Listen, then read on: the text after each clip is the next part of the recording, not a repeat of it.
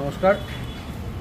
ভারতবর্ষের বীর সেনানী শহীদ বীর টিকেন্দ্রজিতের আজকে 134তম মৃত্যুবার্ষিকী।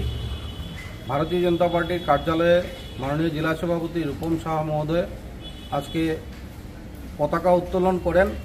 আর তার সাথে সাথে আমরা বীর টিকেন্দ্রজিৎকে স্মরণ করে ওনাকে আমরা শ্রদ্ধাঞ্জলি জ্ঞাপন করি। আমরা যদি দেখি তাহলে নর্থ ইস্টের দিকে তাকালে আমরা এটা জানি যে নেতাজি সুভাষচন্দ্র বসু আর নেতাজি সুভাষচন্দ্র বসু তিনি আজাদ হিন্দ ফৌজকে শক্তিশালী করার লক্ষ্যে আমরা মণিপুরে দেখেছি যে যখন তিনি পতাকা উত্তোলন করেছিলেন সেই সময় বীর টিকেন্দ্রজিৎ ছিলেন। আর বীর টিকেন্দ্রজিৎ মণিপুরের রাজপুত্র, যে মণিপুরের রাজপুত্র আমরা জানি যে অ্যাংলো মণিপুর যে ওয়ার হয়েছিল, এই অ্যাংলো মণিপুর যুদ্ধে একটা শক্তিশালী ভূমিকা উনি নিয়েছিলেন কমান্ডার হিসাবে, আর ব্রিটিশের বিরুদ্ধে প্রতাপের সহিত যুদ্ধ করেছিলেন।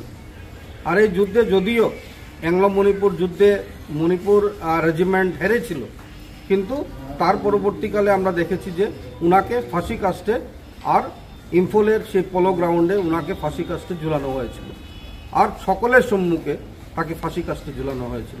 তাই আজকের দিনে আমরা গর্বের সহিত বলি যে আমরা বীর টিকেন্দ্রজিতের মতো একজন সেনাকে আমরা উত্তর পূর্বাঞ্চলে পেয়েছিলাম, যার নেতৃত্বে এই ভারতবর্ষের ব্রিটিশ পালাতে আমরা সক্ষম হয়েছিলাম।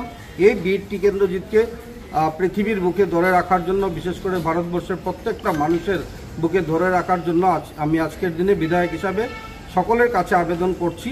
আমরা দেখেছি যে ভারতবর্ষের স্বাধীনতার পূর্ববর্তী কাল থেকে আমরা সবসময় যখন পড়াশোনা করেছি মুঘলের ইতিহাস আমাদেরকে জানানো হয়েছে, কিন্তু এই যে বীর টিকেন্দ্রজিতের ইতিহাস আমরা অনেকেই জানি না।